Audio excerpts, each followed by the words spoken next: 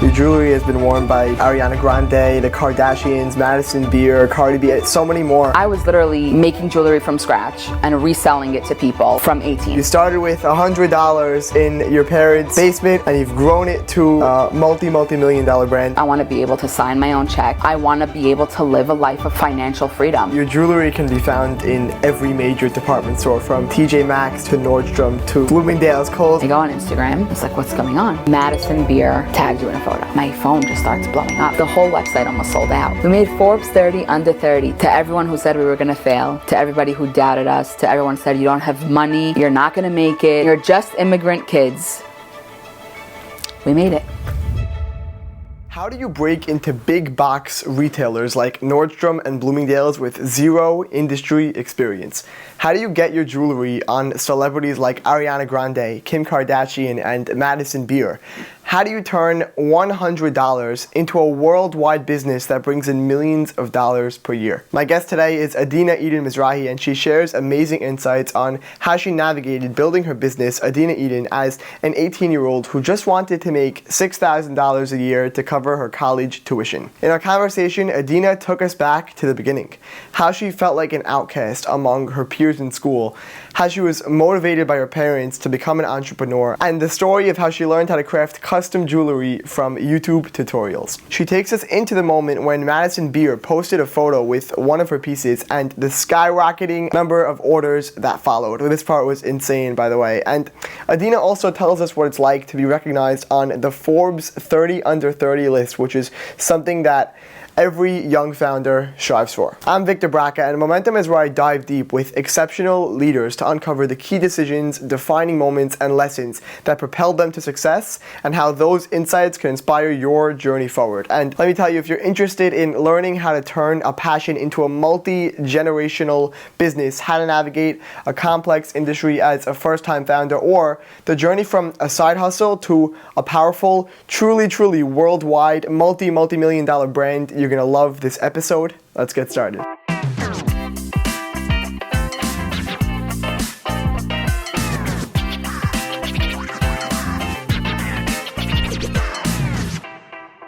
Adina Eden Mizrahi, welcome to Momentum. Thank you. You built Adina Eden, formerly Adina's Jewels, which Yes. you started with $100 in your parents' basement, and you've grown it to a multi-million dollar brand, and I'm so excited to get into your story. So, you ready for this? Absolutely, let's do it. Okay, let's do it. So, tell me about how you started. You're always entrepreneurial as a child, or? Always. Okay, tell me about that. Growing up, I always felt like I was destined for greatness. I was bullied a lot as a kid, and I didn't really have many friends, so I had a lot of time to think, to ponder, to decide what I wanted to do. And for me, the biggest thing was I wanted to leave behind a legacy that would forever be remembered.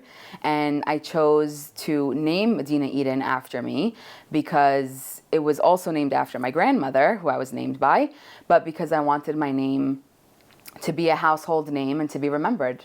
When I was young, a lot of people did not know my name for good reasons. I was the immigrant girl, I was a kamkachi, I was overweight, and I was a loser. And so for me, I wanted to leave behind a legacy where people cherished my name, where people looked at my name proudly, where I represented this community in a beautiful light. And so starting off from a very young age, I was always selling things. My mom would get me stuff from her office. I would flip it for cash. After Simchat Torah, I would take candies, put it in my locker, Love that. Sell it to my friends, go to the gas station, buy lollipops for 25 cents, sell it for $1. And that was really how I just felt good about myself. And so I said, why not turn this into a real thing one day? My question for you is, what motivated you to make money as a 10, 12-year-old? So it's a great question. My parents were both working. They were always working. They struggled a lot during our childhood. And I just always felt like if I had my own money and I didn't have to ask my parents for money, that would take a little bit of a load off their shoulders. And so that's exactly what I did. I told them, don't worry about me. I can take care of myself. I can buy lunch with my own money. I could figure things out on my own. You don't have to shell out that extra dollars for me. Oh, wow. And do you think that if you grew up totally comfortable getting everything that you desired, do you think you would have been in the same position? I don't know because I obviously did not sit in those shoes. It's hard to know. Right. So it's really hard to know. But I would say that I think when I look at other entrepreneurs who I've come to know, or other business women, men, one thing that really seems to be across the board, the same thing amongst all of us, is that we all did not come from money. Right. So I find that if someone comes from money, they don't have such a need to go and hustle the way that one would if they didn't. And a very big part of the reason why I hustled so hard is because there was a very big sense of discomfort. And so if you're comfortable, there's no real need to step out of your comfort zone and make something of yourself. If you have a wealthy parent or if you have a family business, it's very, very different. Why go start your own? Just go into the family business, work your way up, and one day, sit as CEO. But when you don't have that, when your parents work for people and seeing them stay in the same position year after year after year and never growing, you look at that and you say, I don't want that for myself. I don't want to have to beg for money. That's mine. That's due to me. I don't want that. I want to work. I want to be able to sign my own check. I want to be able to live a life of freedom, of financial freedom. And that's exactly what I did, and that's exactly what I brought my brother in to do after. And your parents encouraged you on that journey, right? Immigrant parents are usually very skeptical about going and starting your own business or following your passion. Right. I was passionate about jewelry. I wasn't just going and opening a business where I was going to start this massive wholesale company that was going to sell to every brand and every company. I was literally making jewelry from scratch and reselling it to people. From what age? From 18. Wow, young. Yes. So my parents were like not hesitant, even though you would expect them to be.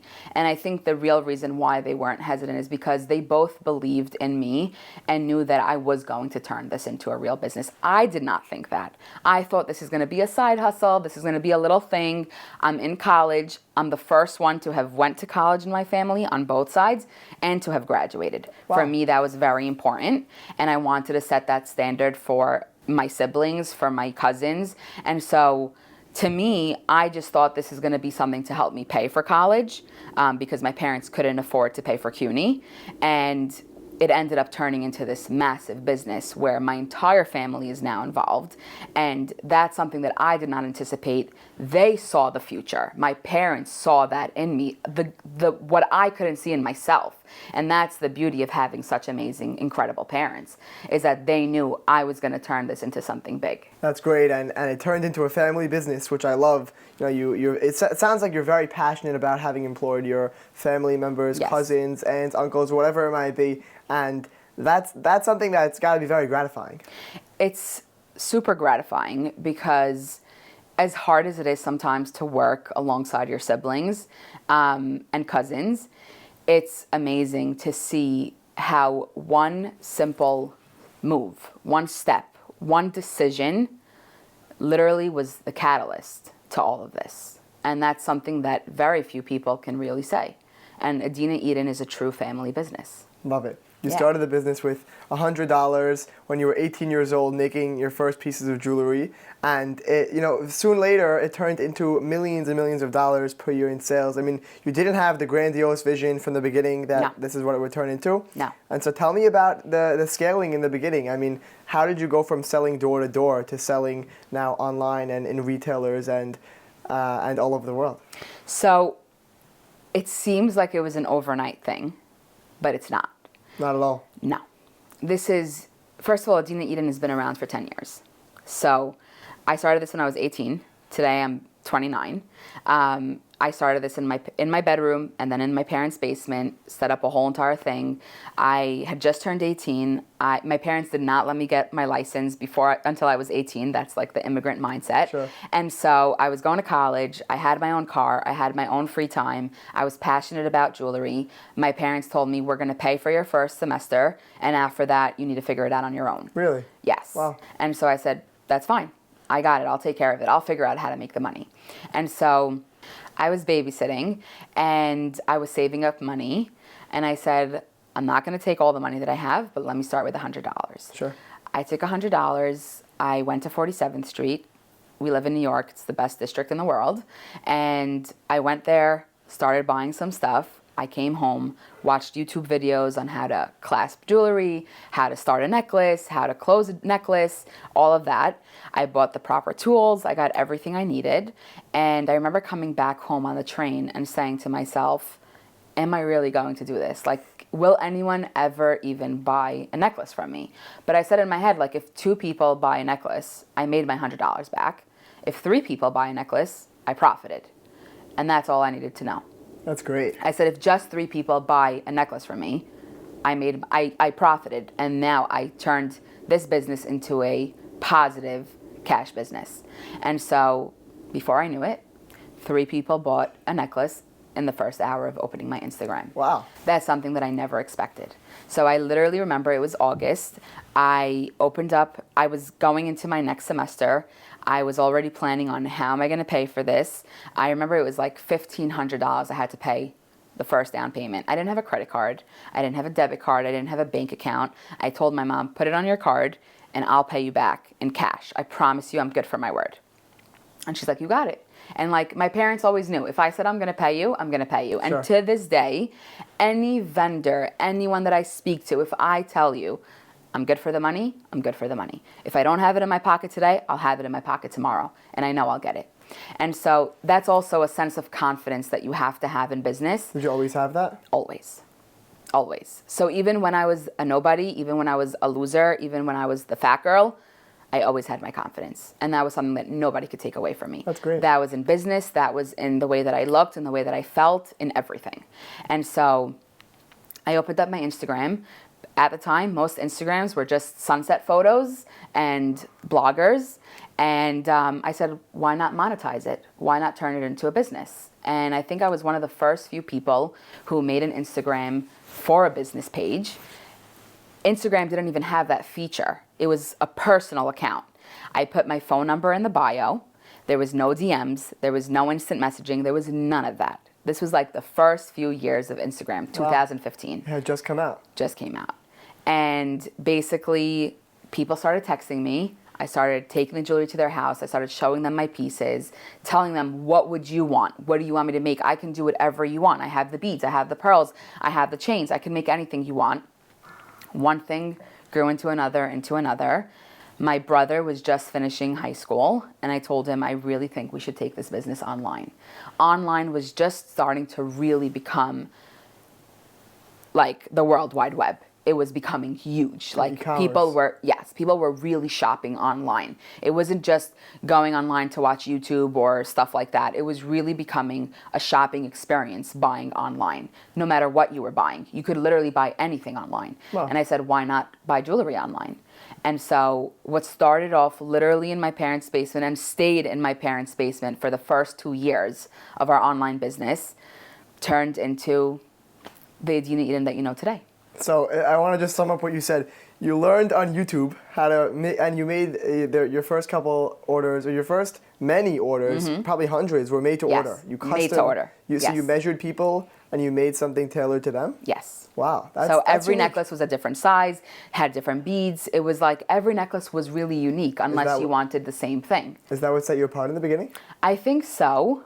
Also, I think what set me apart was the quality that I was using. So I knew that my pieces were going to be a little bit more expensive, but I was investing in better quality. And I think to today, we invest in better quality, and our prices may be a little bit higher, but we have the best jewelry, and our quality speaks for itself. I hear your confidence coming out. Yes. It's great. I know you were passionate about jewelry, and I know that you were brought up with an entrepreneurial mindset, but really, what was it that inspired you to start your own business as opposed to getting a traditional job? I mean, you were making money babysitting. Why not just continue babysitting? That would have covered college.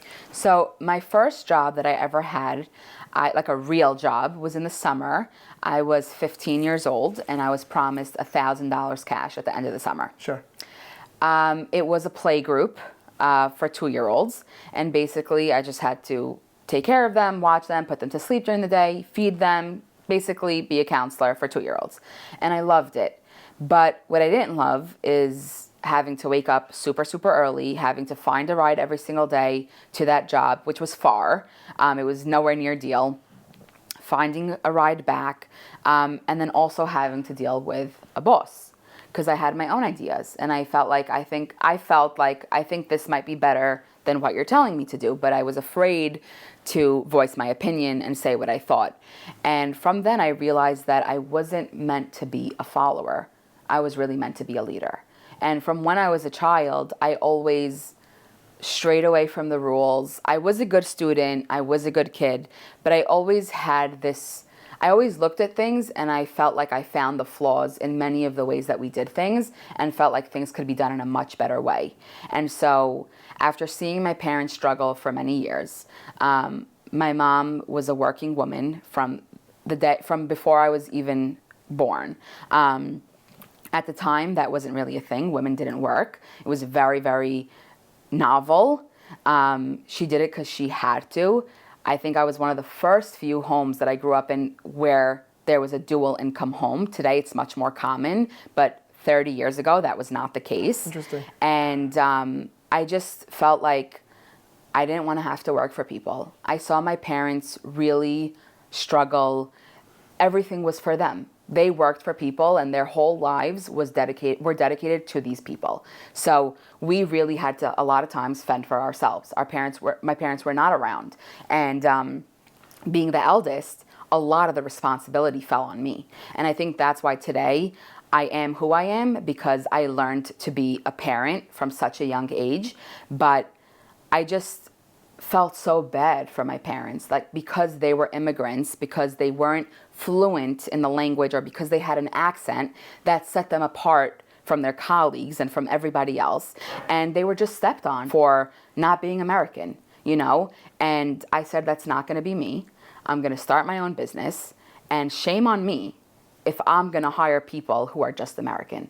And today in my company, I have more people who are immigrants than I do people who were born in America. Wow. And that's my way of giving back, because I saw what my parents went through. I saw how my parents didn't get the promotion, how my parents were belittled, bullied, and I can't allow that to happen. And I'll always be a voice for immigrants. Love that. How many people do you employ today?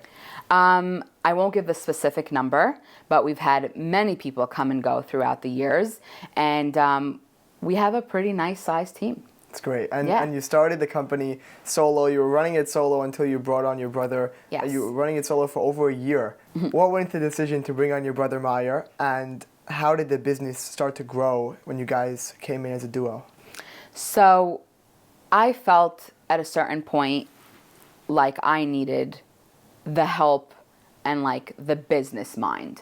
I was good at business, and I still am for sure, but I felt like I needed someone who was good with numbers, someone who was good with online. Like I'm not a tech savvy person. Sure. I'm the old way, I'm old fashioned. I'd rather write it on paper, and that's how I like to do things. People who design, people who are creative, they're not good with the status quo.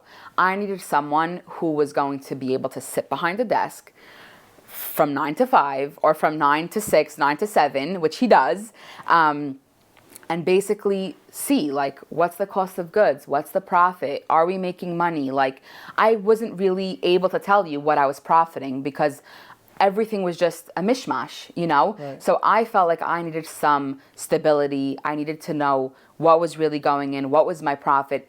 Every little thing in business costs you money, whether that's the Metro card to go to the city, the Metro card to come back, the coffee that you buy when you're in the city, everything adds up. And that was the part that I wasn't realizing as I was building my business. And so going to a trade show and spending $1,000 for the day, was that worth it for me if I was only selling $1,500 that day? You get what I'm saying? Because if I couldn't make it on that day, I had to hire someone to be there. Right. But then the goods cost me money. So I needed to know, was that day profitable? Did I break even? Did I lose money? Is this something worth it for me to do later on? So I brought my brother in, and I was like, listen, I need to know, I need my whole business broken down from A to Z. And he's like, yeah, I could do that, no problem. I was like, but one second, why don't you get involved? I already have a customer base. I already know what I'm doing. I already know what people want. I'm following the trends. I'm very intuitive to what's going on around us. And I'm kind of gaining followers on Instagram and building this social following. Why don't you get involved and let's take this to the next level? Meyer, my brother, is very, very smart. He's just not a people person. I'm someone that I could do podcasts. I can talk to people. People resonate with me, with my story, because it's not your classic, typical story. It's the underdog who becomes a person, who becomes the Goliath at the end of the day. And that's what I felt set me apart from everyone, but I didn't have the other strengths. And I think the biggest thing in business is to know that if you lack certain skills, don't be embarrassed by it. I'm not good in math. I was never good in math. I failed every single math class from 6th grade onward. I needed my brother. I needed that financial CEO, money person. And that's what he became. And today, he just shows me the final reports. I tell him, break it down to me like I'm 5 years old. I can't do the Excel. I can't do the pie charts. Just tell it to me simply. And that's what he is. And he's a genius in that. I'm not. So I told him, together, creativity and book smart, we could bring together a world that is unstoppable, is unbeatable. And you're my brother. I trust you more than I trust anybody. I don't want to hire a stranger. I don't want someone who's going to steal money under the rug from me, because I wouldn't know. But I trust my brother. And together, we learned how to build a website. We learned how to get professional picture shots. We learned how to make descriptions, how to price items with what the market is pricing it at, not just bringing out a price, from nowhere. Right. You know what I mean? How to start creating UPCs and SKUs, how to build a system around organizing our products. And that's where he came in. That's where together we took this from a simple, basic, going from house to house to packing, picking, shipping orders worldwide. Did Meyer say yes right off the bat, or was there a little bit of reluctancy before he joined the business? So there was a little bit of reluctance. He was like, I don't know anything about jewelry. I don't want to know anything about jewelry. I don't care about jewelry. And he felt like he wanted to make some money first and work for somebody, which he did. And I think after about 6 months, he's like, I don't want to work for anybody ever again. You're right. This was my first job. I had my first job at 15. He had his first job at 18. And he's like, I don't like this. I don't want this. I don't want to take orders from somebody who doesn't even care about who I am, who's just giving me the bare minimum paycheck, and I'm not passionate about what I'm doing. And so I told him, Meyer, you don't have to know anything about the jewelry ever. And to this day, Meyer really does not know much about the jewelry. That's so interesting. He'll know the basics. He knows, the categories. He knows what works the best. He'll give me those insights. But if I show him a necklace, he really won't know if we sell that or not. He doesn't know what we sell, what we don't. Sure. He'll know a few of the products. He doesn't know really what we stand for and like those type of things that we sell and like what we're known for in this very moment or what's the market trend. But he knows enough to help run the business. And he's the mind, the brain. He's the mind, creativity. the brain. He's also that person who's like, Adina, take a chill pill, relax. Right. There's a way to do things. It's not just you going and running and saying, I'm going to do this, do this, do this. He's that voice of reason that kind of helps put into perspective what we really want to gain from this, you know? Because if it were up to me, I just wouldn't stop. Right. Right. Yeah. Tell me about the grind in the early days. I mean, working until 2 a.m., working out of your parents' basement, and you guys ran a very small team, fulfilling orders by yourself in the beginning. So Tell me about how that was for you. So I loved it. I had nothing else to do. I had very few friends. I really didn't have a social life. I just finished high school. I was in college in CUNY. There weren't really many people that I knew. So I didn't have much of a social life. To me, this business was my social life. It was my life. It was my best friend. And I loved it. I had no problem with it. I was really good in school. School felt really easy for me. And so that was a breeze. I didn't need to put so much time apart for CUNY after finishing such a rigorous curriculum at Flatbush. Right. So CUNY seemed super easy. And I had the time. I had the time on my hands. My brother had the time on his hands. And we just we were so passionate about it. We were seeing how, I mean, I can't explain the feeling of getting an order and just literally running downstairs to the basement and packing it. It's so magical. Like, you post a picture, an order comes in within the hour, and you're shipping it out within 10 minutes. And I used to say, like, Mar, should we wait an hour before we pack it, or like wait till tomorrow? Like, people are going to think we're crazy. They're going to get an email saying your package shipped 5 minutes after they place their order. We seemed really desperate. But he's like, Adina, why not? Like, don't you get so excited when you place an order and all of a sudden it says your order shipped? I'm like, honestly, yeah. And then you're waiting by the door to get your package. I was like, you're right. Let's do that. Let's be known for printing your order out within the same hour that you placed your order. And to this day, we print orders so quickly, so many times a day, because we just have that in us. And like, when when the pandemic started, we had to send all our employees home, and we had to do all the shipping again. Like, it was literally deja vu. Like, That's so back funny. to day one, I was like, Meyer, I feel like we're in the basement again. And like, my little brother was helping us, my sister was helping us, schools were shut down, everything was closed. And I was like, the only difference is my brother Joe is not 5 years old anymore. My sister Esther is not 10 years old. But like, we're doing this and we're having the best time. And that's literally what we were doing. We just kept printing orders and packing it. And like, to this day, I work in the warehouse where we pick orders, where we pack orders, where all the jewelry sits, because it's my baby. Because I love my jewelry, because I'm passionate about what I do. And I don't care to sit on a floor without the CEO. Meyer does not sit on the same floor as me. I'm sitting with the warehouse staff. I don't have to tell you, how it looks, the mess, the everything that's going on around me, the chaos. But I love it. And I wouldn't want to be any other place. I love it. I look at my jewelry. I catch the mistakes. I see what's going on.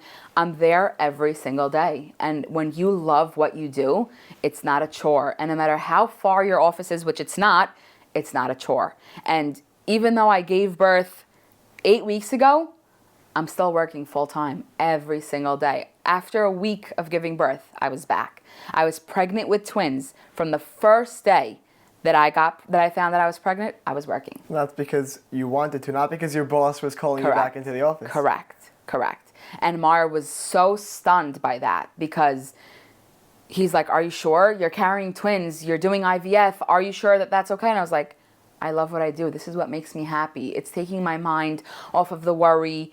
And that's what I'm saying. Like, if you love what you do, it really doesn't matter the circumstance that's going on. You're there. You're Beautiful. Showing up every single day. Beautiful. Yeah. Who was your first employee, and when did you start to build a team around the business? So my first employee was my cousin. Really? Yes.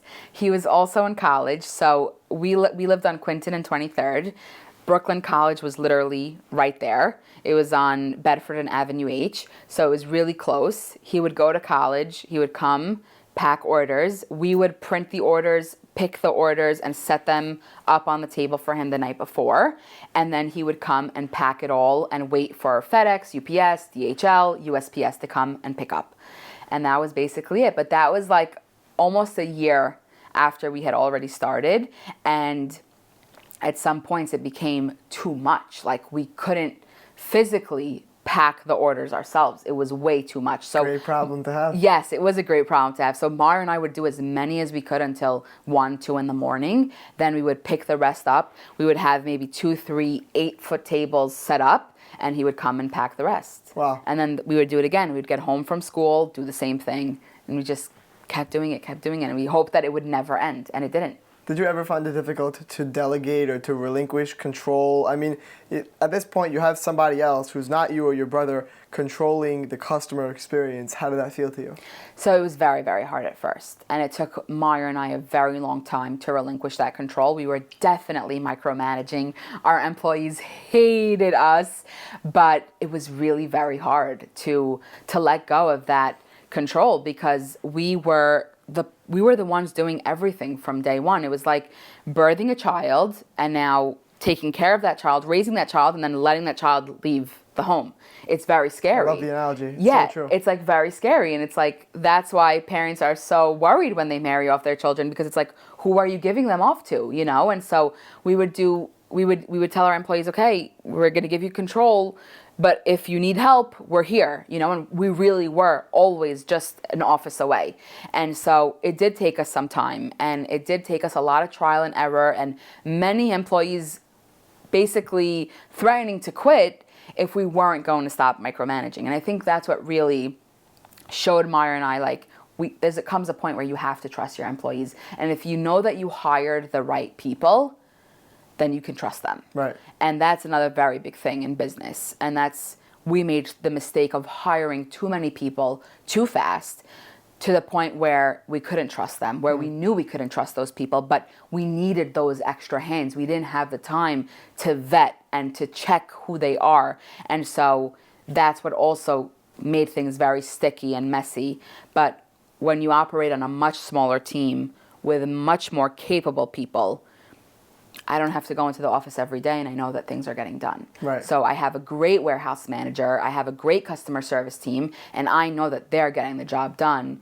Yes, there are times where customers may reach out. Yes, there are the out of the ordinary circumstances, which I'll get involved with, but 99% of the time, I'm not needed. Right. Right, which is a great sign of a healthy business. Of a healthy business. Yes. It runs like a well-oiled machine. Yes. Right? Love it. Yes. So Adina Eden was very early to the Instagram and influencer marketing game. Tell me a little bit about that and how that shaped the early days of your business. So influencer marketing was really starting to pick up. And I think we got really, really lucky because we stepped in at the right time. Imagine buying Bitcoin when it was $1. Right. That's all I can say. Right. That's what we did with the influencer marketing. We really walked in at the right time. We did not say no to anybody. We gifted everyone.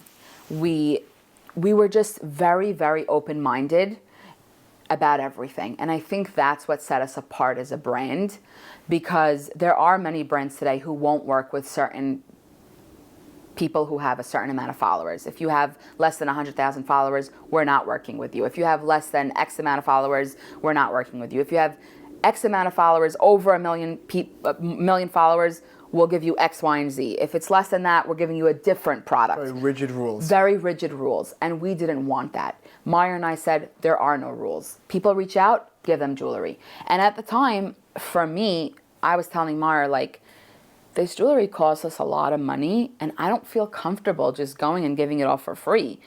Sometimes they may not post. They may not tag us. Like, that's very risky. And Meyer's like, Adina, it's the name of the game. You got to do it.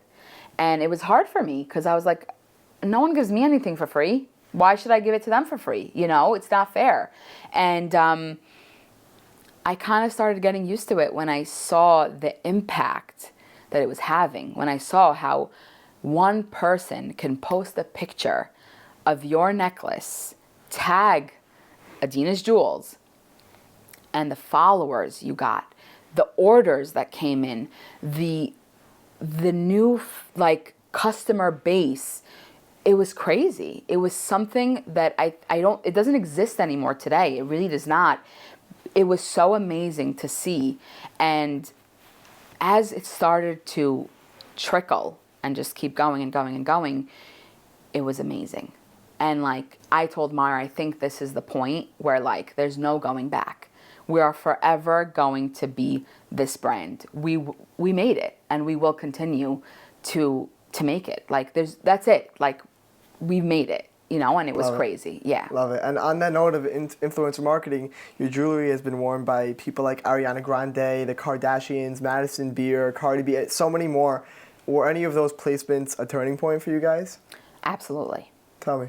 So before the full influencer marketing really started, Meyer some way, somehow got in touch with Madison Beer's agent, which I think was her mom at the time. Really? Yes. And basically he said, we'd love to send Madison Beer some of our stuff. We'll even drop it off. And would it be possible if she could, tag us, mention our brand, something along those lines? And she said, listen, I'd love that, but I can't make any promises, because people like that usually get paid really big bucks to post. And so we put a whole thing together. We made a beautiful, basically, package for her.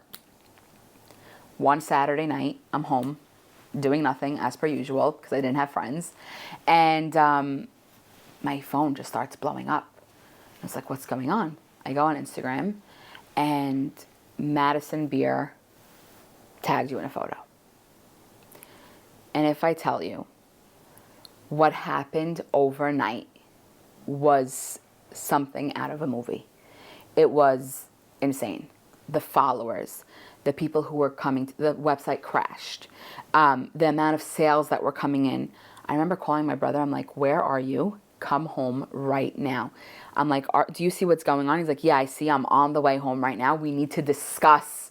What are we going to do? How are we going to handle this? He's like, Adina, trust me.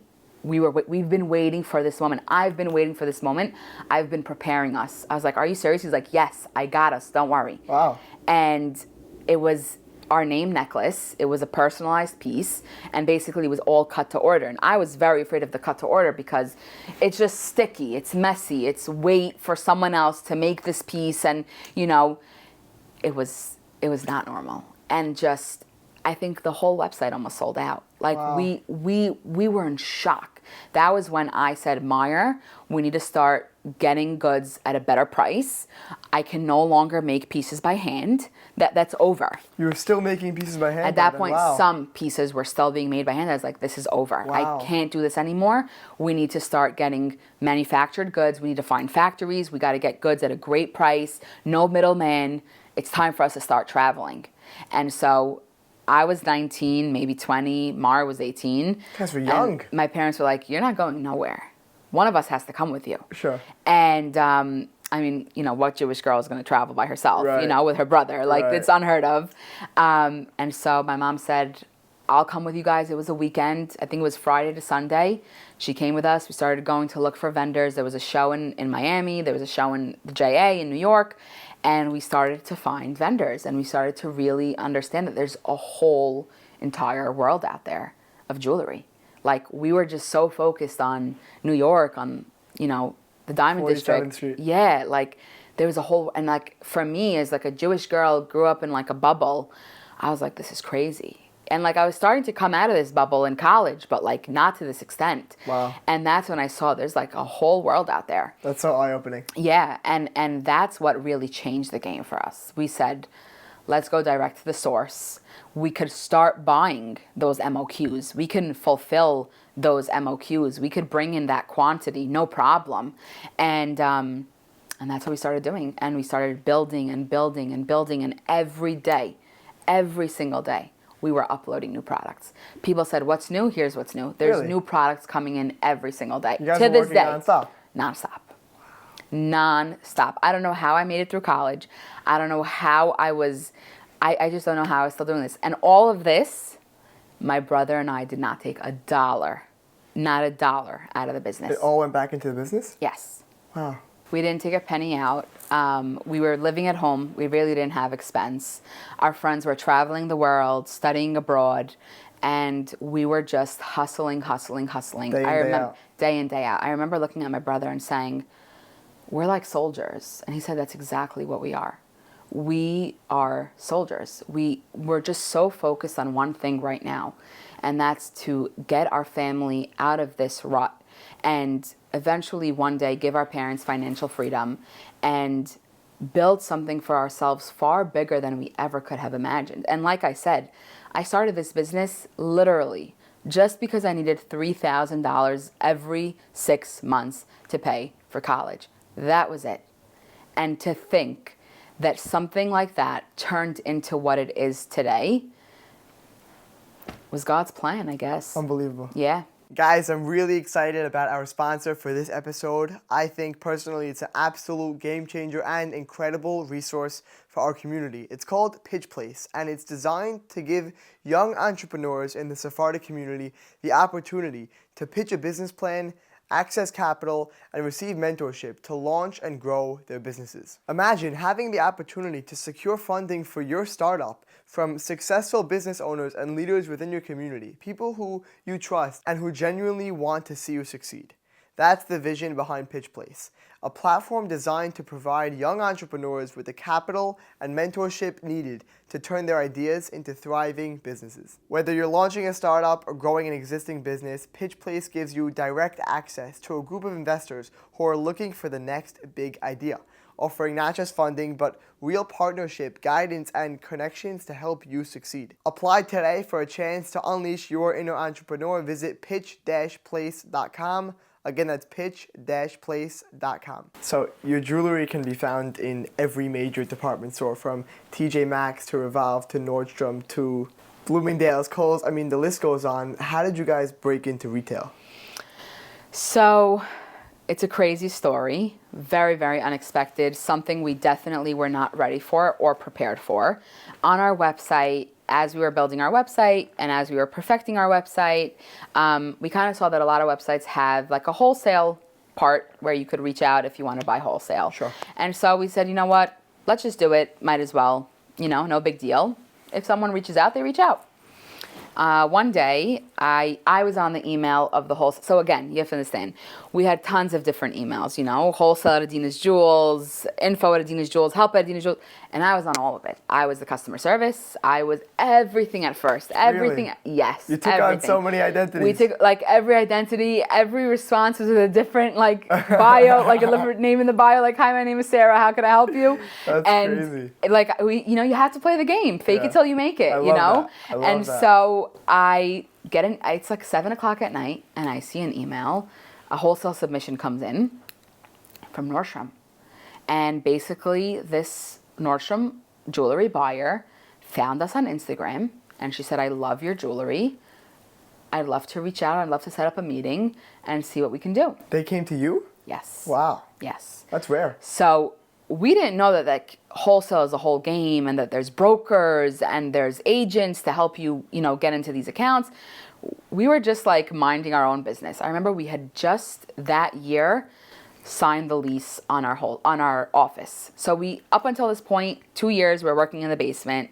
We said, it's time to move out. My mom's like, get out of here.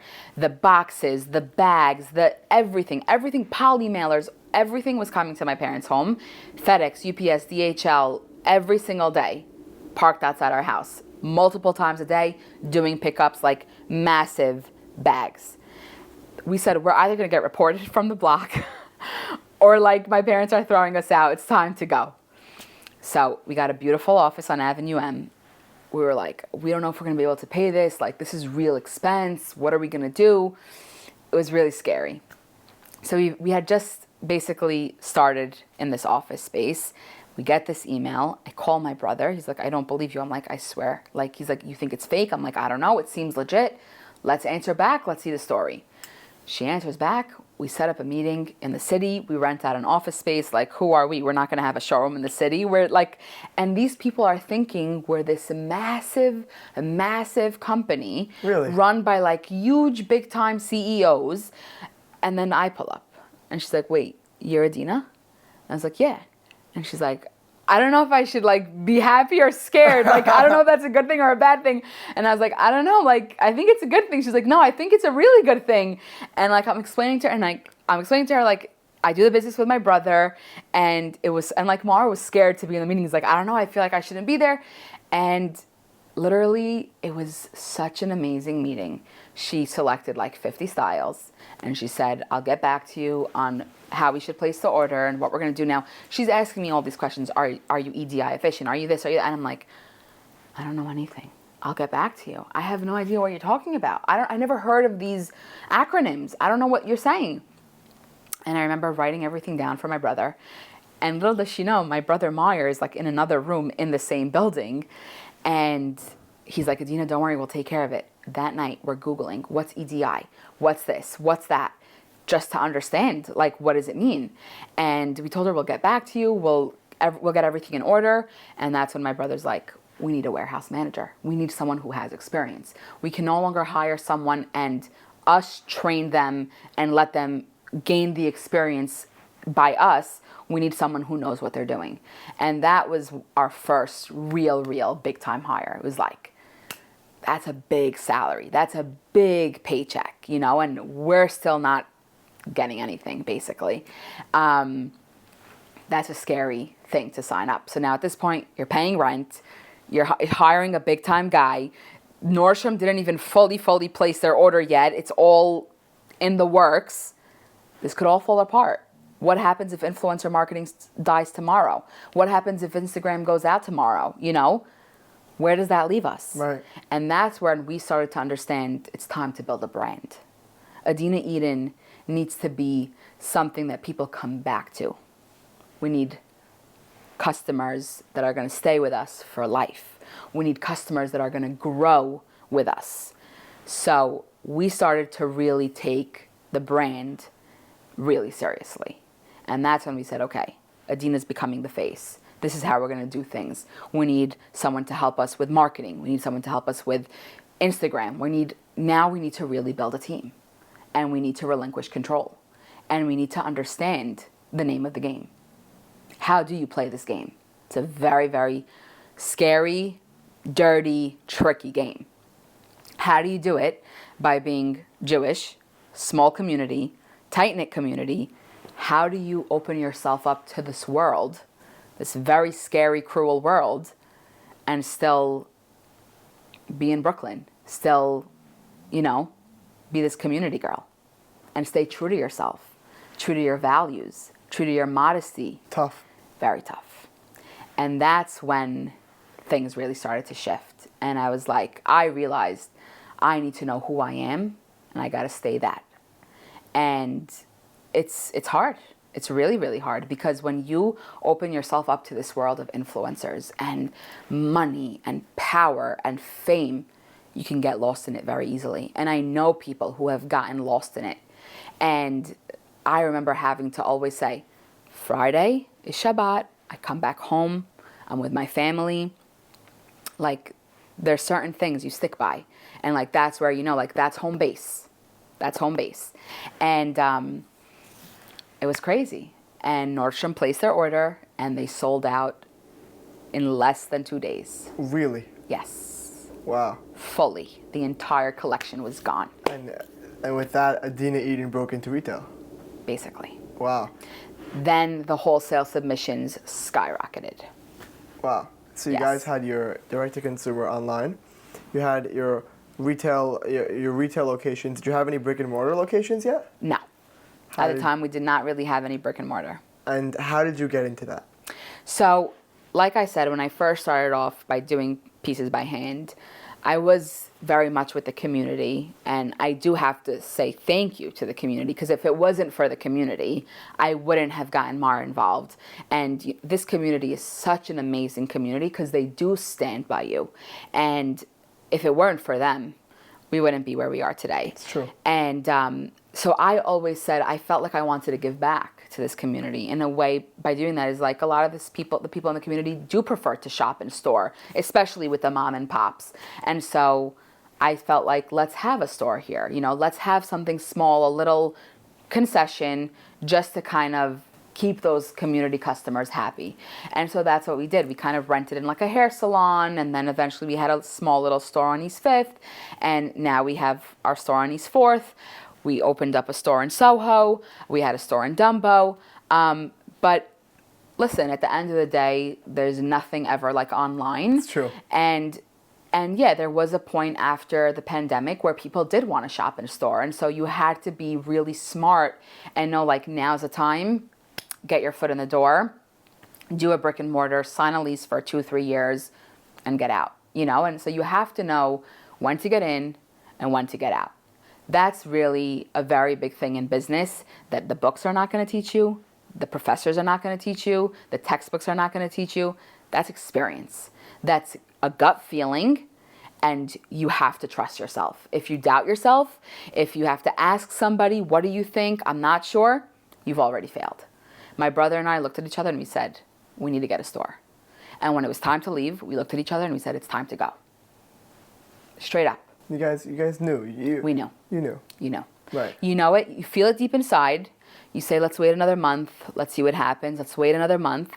And then we looked at each other and we said, time to get out of here. You sound very intentional with your business. You're not just going with the flow, but it sounds like you guys reevaluate.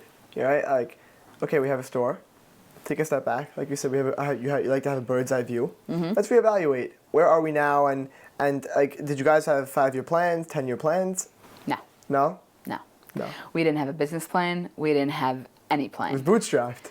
Bootstrapped. Wow. Completely. And we you guys didn't know from self-funded, those. right? Yes, we didn't know from those terms. We didn't know what any of that meant. It was like people looked at us and they're like, we don't know how you're making the money you're making, how you're doing what you're doing, how you're running this business. People said, this is like by the will of God. Wow. This does not make sense. Like this needs to be studied. Incredible. Like this does not add up. Like you should be failing right now. This doesn't make sense. Wow. And it didn't make sense. A lot of people looked at us like we were crazy. And the truth is maybe we weren't supposed to be successful, but there was something about us, you know. I don't know what to tell you. I think it was the fact that we were driven, we were passionate, the perseverance, we didn't give up. And I think a lot of failed businesses is when you're just about to make it and you give up. People give up just when they're about to turn that corner. And we were so ready to give up so many times, I can't even tell you. I mean, a worldwide pandemic came and went, and this, and different presidents, and just the economy, and anything and everything you can think of. And the fact that we still stand today is because my brother and I both made a promise. We will never, ever give up. We will, if this ship is literally sinking, we're staying on it forever. We're not going anywhere. Even if we end up with no office, even if we end up with no employees, it's me and you to the end. And that's something that many businesses don't have. My brother and I, we hold hands together for everything in life. And that's something that I think really brought us to where we are today. Unbelievable. Yeah. I love that. And you don't see that. You don't get that No. anywhere else. No. You really don't. We're not jealous of one another. We don't envy one another. We care about one another. We're in it together. My success is his success, and his success is my success. If my pocket is filled, his pocket is filled. And that's how we look at it. And so when you become one, there's no stopping you. Adina Eden brings in tens of millions of dollars per year, but I want to know from you, what was the biggest setback of your career of building the business, and how did you overcome it? What did you learn from it? So there were several different setbacks that we've had, some of which didn't really take an effect, didn't really impact the business. Some did, and that's with every business, because every business owner is going to make mistakes. That's how it is. I touched on it a bit earlier, but we grew very, very fast. When that snowball effect started to roll, we were growing exponentially. It was like we needed 20 packers. We couldn't fulfill orders. We needed 10 customer service agents. We needed 2 people on social media. We needed so many different things. We needed 2 photographers, this, that, photo shoots, models. The payroll was growing like this. And now, one scary thing about payroll is no matter how much you make, payroll could put you out of business. And I think we were growing so fast, we were hiring so quickly, we didn't know what type of people we needed. We didn't really realize that not everyone has our best intentions. You know, not everyone is there because they love the job. They're there for the paycheck. And it took us a couple of months to realize maybe we hired some of the wrong people. And so we kind of had to take a step back, and who stays, who goes. And it was scary because you're now operating on a smaller scale, but the sales are still coming. The social media has to keep running. The Instagram needs the 10 stories a day. It needs the 3 posts a day. So what are we doing? Who's going to help us? And so that was a really big setback because we kind of had to regain our footing with a different team, but they were stronger. They were a stronger team. And we felt like we needed to unify the team. And that's where the CEO and the founder come in. Because if Meyer and I are not united, no one's going to be united. It's true. And so we had to show them a really strong front and show them, listen, we're here for you. We're united. We see eye to eye on everything. We want the same for you. You know, our doors are open. Come and ask us questions. Don't do things and then come and tell us that you made a mistake. You know, office drama, just anything and everything. You know, there's a lot of things you don't realize when you're going to start hiring people. And so I think that really was one of our biggest setbacks, and also learning how to maneuver after the pandemic, because we were one of those businesses that boomed during the pandemic. And so now it was like, not everyone is sitting home anymore. Not everyone is on social media anymore. People are back to work. Life went back to normal. How do we adapt? How do we readjust? So there were a lot of things that we had to really do, you know, and so we rebranded. We did a lot of things to really put ourselves in a different category from where we were. Where we first started, we didn't know anything. We weren't, you know, tech savvy, business savvy, and then we learned and we educated ourselves. And that's something that a lot of business owners won't do. They say, no, we do things the old way. We're old-fashioned. We're not going to do the new way. But we had to really quickly learn that if you're not going to do things a new way, if you're not going to mix the old with the new, you're going to fall off the face of the map. And you'll be very quickly forgotten about, because every day another brand is coming out. Every day another person is making jewelry. And so you need to be set apart. You need to set yourself apart from absolutely everyone. And you can't do it just by having the prettiest pieces, because guess what? China will copy you tomorrow. You can't be just the one who has the best quality, because someone else can have the best quality. You can't just be someone who is posting new products every day, because I have news for you. People could post a picture and they don't even have the product. You have to set yourself apart. You have to have the quality. You have to have the pieces. You have to have the goods. You have to have the team. You have to have the customer service. You have to have the shipping team. You have to have the product. You have to have it all. You have to have it from A to Z 100%. And if you don't, you're failing. You're gone. It sounds like you guys still run the business as a startup. You know, like while you might have a big team, you're small and nimble and you're able to adapt quickly. You Yes. guys rebranded, you know. I want to ask you, what's it like being recognized on the Forbes 30 under 30 list?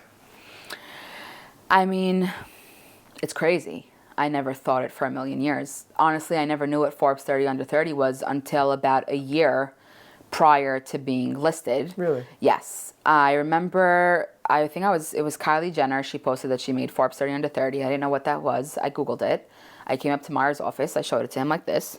I said, this will be us next year. He's like, get out of my office. You're crazy. I told him, I promise you, this will be us next year. Wow. I had a crazy interview with a massive team in Dubai. And one of the questions that the reporter asked me is, why aren't you on Forbes 30 under 30? I said, I don't know. You tell me. 3 weeks later, I get an email. They had just started submissions. And I said, I'm not going to put a submission for myself, and I'm not going to ask my husband to do it or people to do it. I'm not doing that. If people don't do it from their heart, I don't want it. It was a really great interview that I had, and I got an email. Now, I work from A to Z. I didn't look at my email the whole day.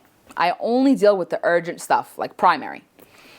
And I'm so hands on deck that that day, didn't even look at my computer. It's like 11 o'clock at night. I remember I was living at the city at the time. I come home. I'm finally sitting on the couch. I look at my email. It says Forbes 30 under 30. It's like, what's this? I click it. It says, hi, you've been nominated for Forbes 30 under 30. We'd like to set up an interview. Now, I was saying, like, if they're already, I know they get thousands and thousands of submissions a year. I didn't think they would set up an interview with everyone. So I felt like I already had went another step. I forwarded it to Meyer. He's like, it's fake. I'm like, I think it's fake too. I was like, but you know what? It doesn't hurt, you know, because nowadays you really don't know the emails you get. There's all the scam. Right. I answer back, set up an interview. She calls me up the next day. And I was like, Meyer, I think it's pretty legit. He's like, okay, then she said there's going to be a second interview. I told them I'll have you in on the second interview. We had the second interview. They send us an email. We have to respond to this 15 pages, the whole thing, how much money you make, how many employees you have, blah, blah, blah, the whole thing. They want to know everything. So I told Mara, you're the CEO. You fill it out. I'm the face. I don't deal with this. I deal with the jewelry. I'm the creative. You deal with it. You know? CEO, yeah, like you deal with it. You and the CFO, you're taking care of it. And I remember it was Erev Yom Kippur. We filled it out. We submitted it, and we said, like, B'dei Shamayim. Whatever happens, happens. We tell her, how are we going to know? Like when, mind you, this is September. How are we going to know when? She said, you're not going to know till the day it's posted. Oh, wow. That's it. Wow. So we find out when it's going to be posted. That night, I don't have to tell you, I didn't sleep. I keep refreshing the Forbes 30 page, refreshing. 5 a.m., releases. They only released the first person, the top of the list. So I thought only one person gets listed in that category in business and retail. Sure. So I said, we didn't make it. It is what it is. Close the phone, go to sleep. I think at about 5:30, my husband wakes me up. Adina, you guys made it. I told him, Isaac, stop lying. Come on. I saw it. We didn't make it. He's like, Adina, look at my phone. You made it. I go, what are you talking about? All of a sudden, I look at it. I see a picture of me and Meyer. And I was like, I don't believe this. We made Forbes 30 under 30. That's Two crazy. kids from Brooklyn, New York. Wow. Immigrant parents. What? We were made fun of. Your dad's from Syria. Your mom's from Israel. You're a kamikaze, Japanese. What are you? Who are you? We made Forbes 30 under 30. To everyone who said we were going to fail, to everybody who doubted us, to everyone who said you don't have money and you need a father who has a credit card with endless spend and who told us you're dumb and you're not going to make it and you're just immigrant kids. We made it.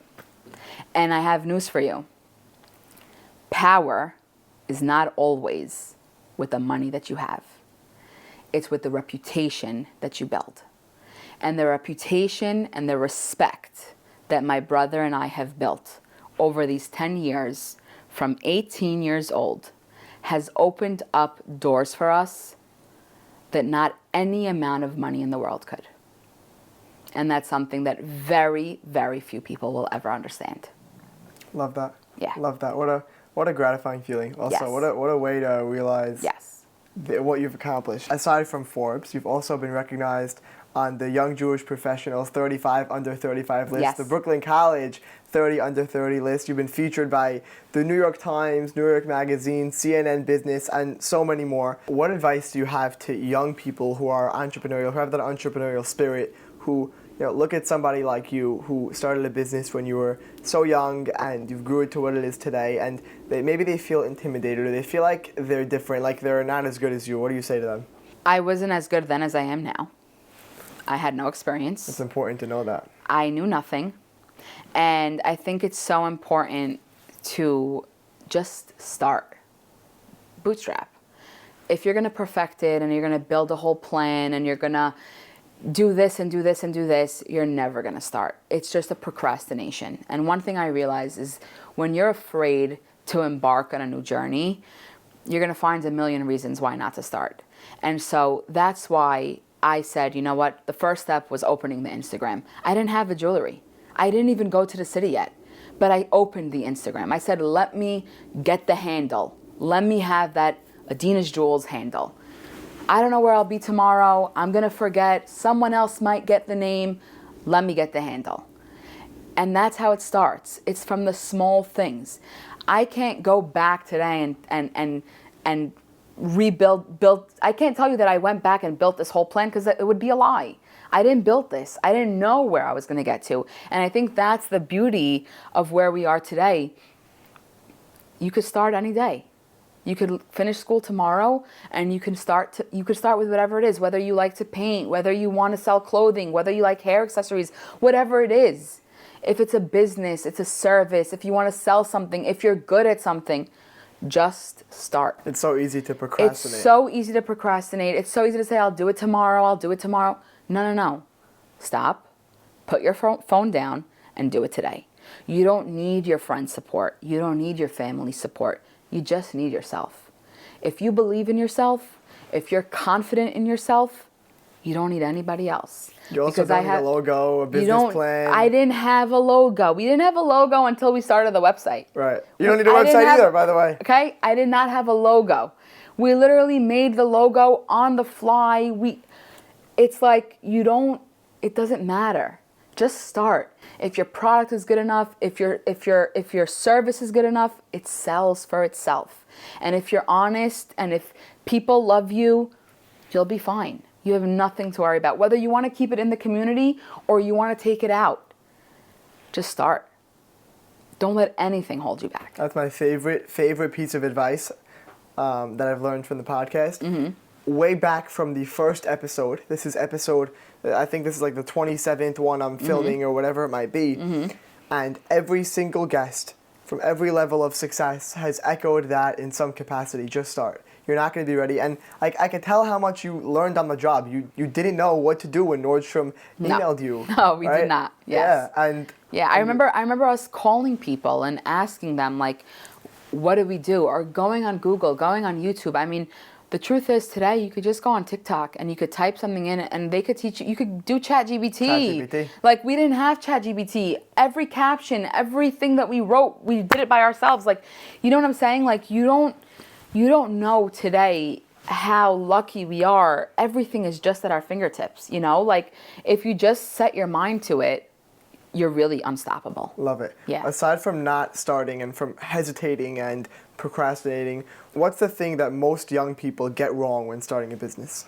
I think what people get wrong is that they think they need a lot of capital.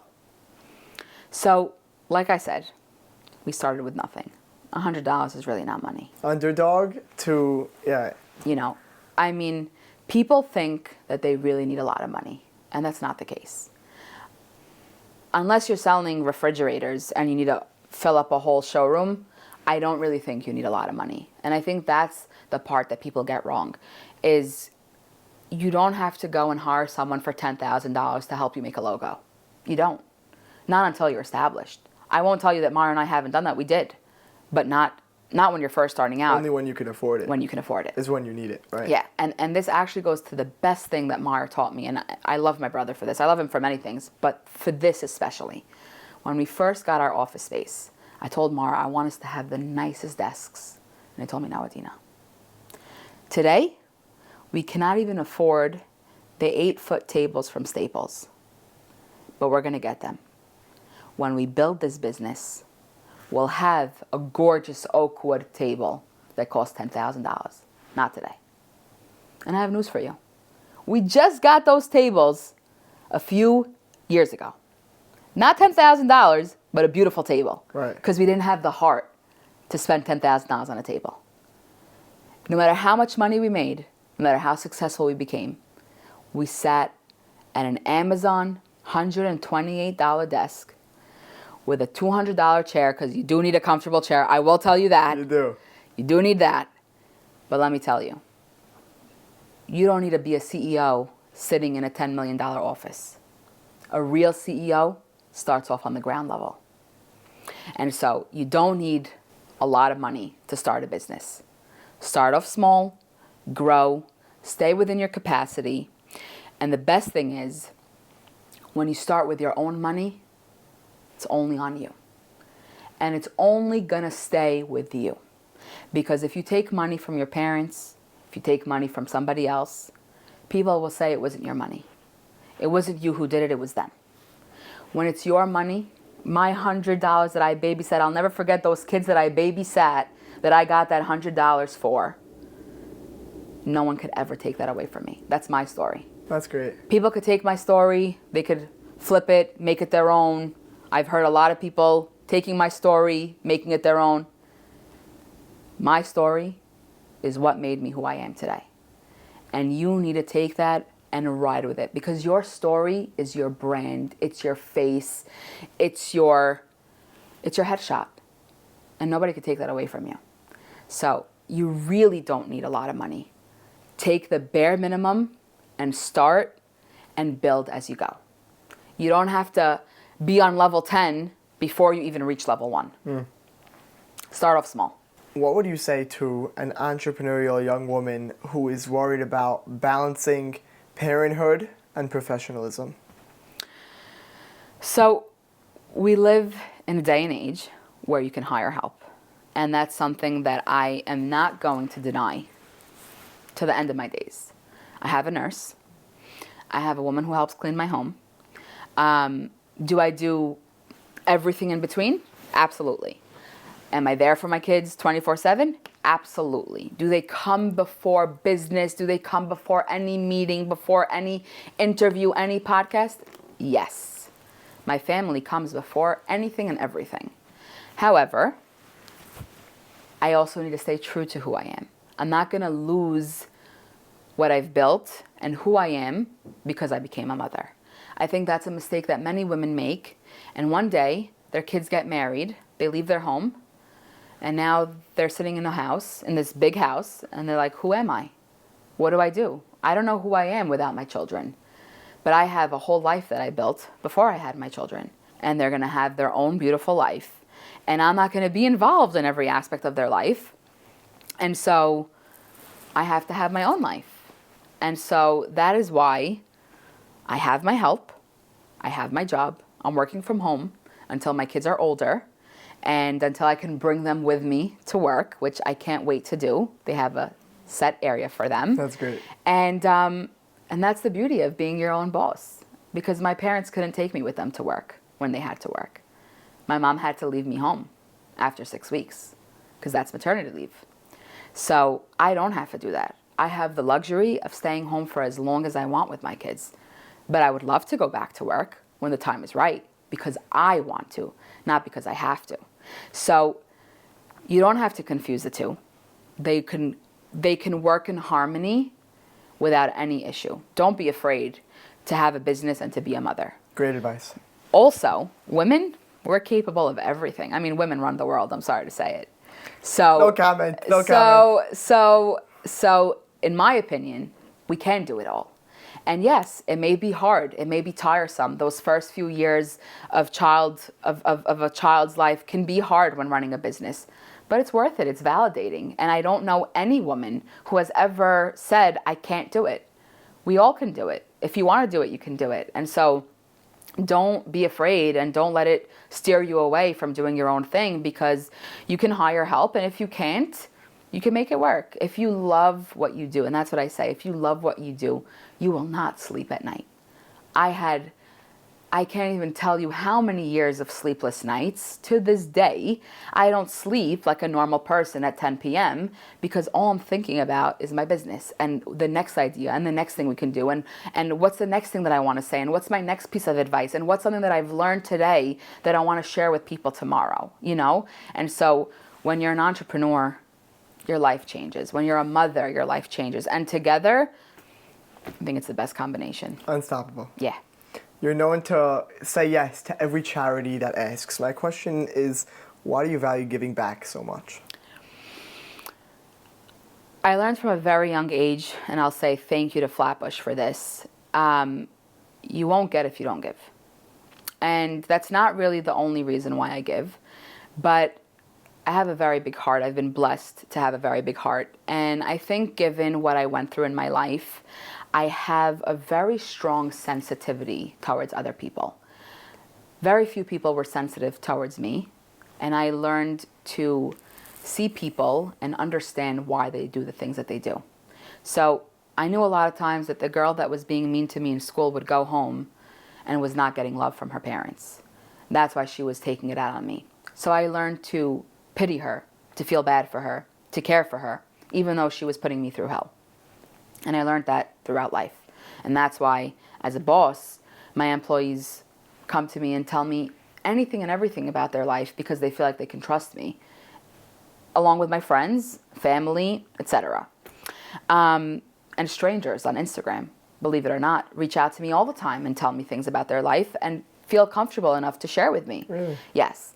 Now, when it comes to giving back, I know what it was to miss out on things. I know what it was to not be able to afford to go, for example, on seminar with Flatbush and need help. I know what it was like to not be able to go on certain trips or experience certain things because my parents simply couldn't afford it. No, I never went hungry. There was always food on the table. I can't say that. There was always heat, there was always electricity. But the luxuries, we missed out on. And that's like a little selfish to say because some people don't even have the necessities. And so seeing what I went through in my life, I kind of felt like I never wanted anyone to ever go through that. And for me, the only reason I really ever wanted to be successful was to give back. I don't care for money. Like I said, I care more about my name, about my reputation, about my legacy, because I can't bear the thought of my children going to school and being ridiculed for who they are, for their last name, or because their parents are immigrants. I'm American born, so is their father. But I can feel and I can say my kids are so lucky that they're going to have everything they ever wanted. If there's another child that can't have that, and I can help them, then shame on me for not helping. And so it's not always a monetary donation. A lot of times we're donating jewelry or a gift card, and that can help to raise money, whether it be women who are struggling with infertility, whether it be families who need food for Passover, whether it be women who need help to buy wigs, or whatever it is. Giving back, to me, that makes me feel complete. It makes me feel whole. It makes me feel like what I'm doing has a purpose. Because jewelry is vanity at the end of the day. It's vain.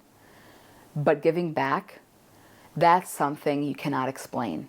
It's not tangible in the sense that you can hold it. You can't feel it. You can't feel it with your hands, but you feel it in your heart. You feel it in your soul. And when I help people,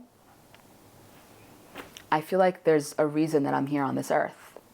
I don't think I was brought to this earth to make jewelry, but I think I was brought to this earth to help people, Beautiful. To share my story and to use my story for good. I could have turned into a very bitter person. I could have went on a very different path, and I chose not to. I chose to use my story as a form of growth, to help people. And so you don't only help people by giving back with money, you help them by also sharing your story. And that kind of goes into me currently just now joining A Giving Hand, which is a beautiful organization that is helping couples that are struggling with infertility. I myself struggled with infertility for about 2.5 years, my husband and I, and it was very taxing and it took a major toll on both of us. And to share my story on my Instagram and help even just one person to let them know that they're not alone on this very lonely journey, for me means everything. And maybe that makes my journey all the worthwhile. I don't regret what I went through. I'm not upset. I'm not angry at God for what I went through, because I saw how people reacted to the way that my story helped them.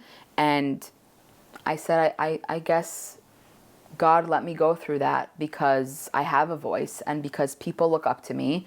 And going through that made me a part of this cause. Wow. What's it like going through infertility? I think it's one of the hardest things I ever went through.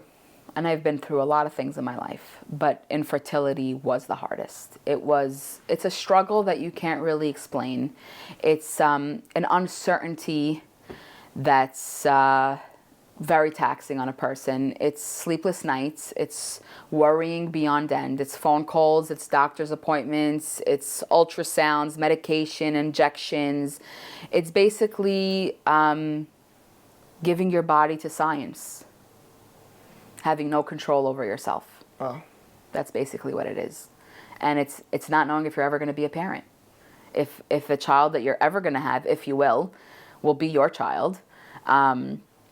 And it's saying, I had a whole plan. I wanted 4 kids. I wanted to space it out every 2 years. And now it's just like, God, just give me one. I'll be happy if you give me one. That's what infertility is. It changes your whole life. Changes your whole plan, your whole everything. The whole infrastructure of your life. You've been able, and you are actively able to give back and succeed in business at the same time. But what do you say to somebody who feels like they have to choose between doing good and doing well, right? Doing well in business and doing good work in their life? There's no choosing. No choosing? No. You can do it all. If you want to, you can do it all. I don't believe that the two are separate at all, honestly. And you've merged them, you've fused them in Adina Eden. Yes, we have. And we've done so beautifully. You don't have to choose one over the other. And I think that they should be merged because you don't have one without the other, truthfully. Love it. Yeah. Simple answer. Simple Straight to but the true. point. Simple but true. Yeah. I love it. You tell it how it is. Yeah. I want to do a couple rapid fire questions. Okay. So, yeah, do you have any favorite books or resources? I know you learned on YouTube originally, but do you have any favorite books? Anything that you find yourself going back to or that shaped your journey? So I read about 2 books a week. That's a lot. Yes. Wow. Yes, I since I got pregnant, I couldn't, but I'm actually starting to get back into it.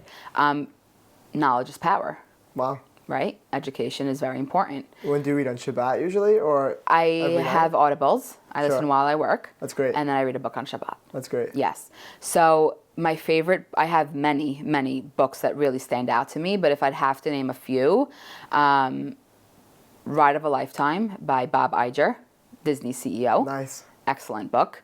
Something that I really resonated with as I was kind of growing as the company was growing.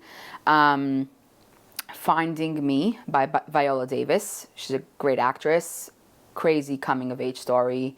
How she grew from complete and utter poverty to becoming very, very big actress on How to Get Away with Murder. Tuesdays with Morrie. Absolute one of my favorite books of all time. I think I go back to that book every time like I feel I'm losing touch with reality. I'm losing touch with myself, with who I am. Tuesdays with Morrie is a great book to show you what life is really all about, and don't get lost in all the, dust. Yeah. Beautiful. We'll link all of those in the show notes. What's the worst piece of advice you hear all the time? There's so many. There's so many. I mean, a lot of times people give you bad advice because they want you to fail and they're afraid of you outshining them. I think that's what I find really to be when people give you bad advice. But I also think some bad advice that I've received was, keep your business small. Don't Really? grow. Yeah. Wow. Keep your business small. Don't grow. That's horrible advice. It was horrible advice. I got that when I first started. People told me, don't grow, stay in the community. And I said, absolutely not. Wow. They said, you won't know how to deal with the world outside. And I said, watch me. And I did. That's pretty ridiculous Yeah, advice. yeah, And I love how you just flipped it on its head. absolutely. If you had to start all over again, what would be your first step? If I had to start it all over again, I wouldn't go to Instagram. I would go to TikTok. It's the first thing. The second thing, I'd still work out of my house again. Right. I'd always stay in jewelry because that's what I love. And I would probably start off by being the face as opposed to becoming the face after. Sure. So I was very afraid to show myself at first because I was still overweight. I wasn't so confident in myself. I felt like I didn't have nice clothes.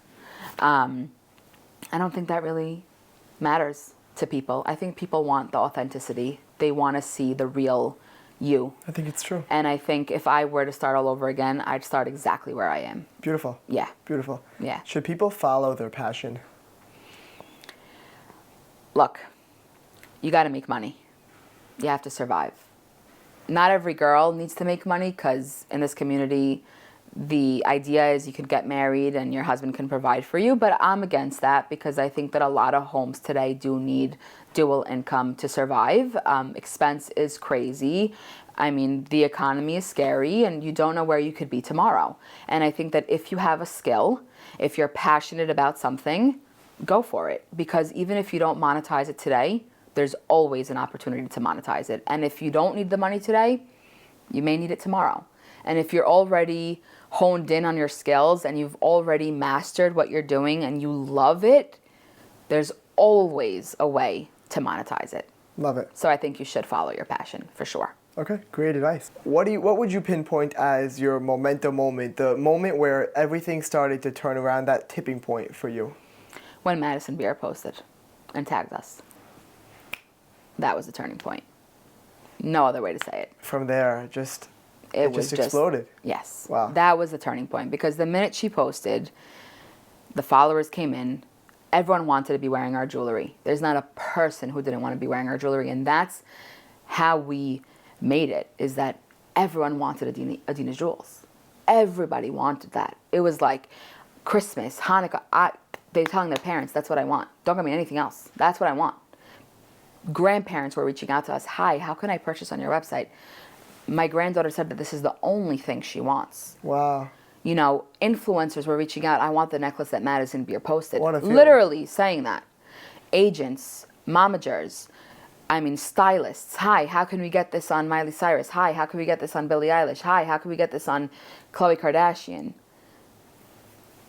It was just, that was the moment. That was the tipping point of that was the whole thing. Like, it was everything we worked hard for up until that moment, like, it was worth it. And was that the point where you realized that you used to be the girl who didn't fit in, who had a funny last name, who was an immigrant, and now everybody wants your jewelry? Everyone wants your jewelry, and everybody wants to be your friend. Mm. And the people who bullied you now want to sit on the same table as you. How do you navigate that? You navigate it by keeping a very tight circle. And I always say it, people who have a lot of friends, they're not true people. Close circle, your ride or die people. Quality over quantity. Always. Always, always. Beautiful. Yes. Is there anything you think we didn't cover, anything else on your mind? I think what I would say is to all the first-gen Americans,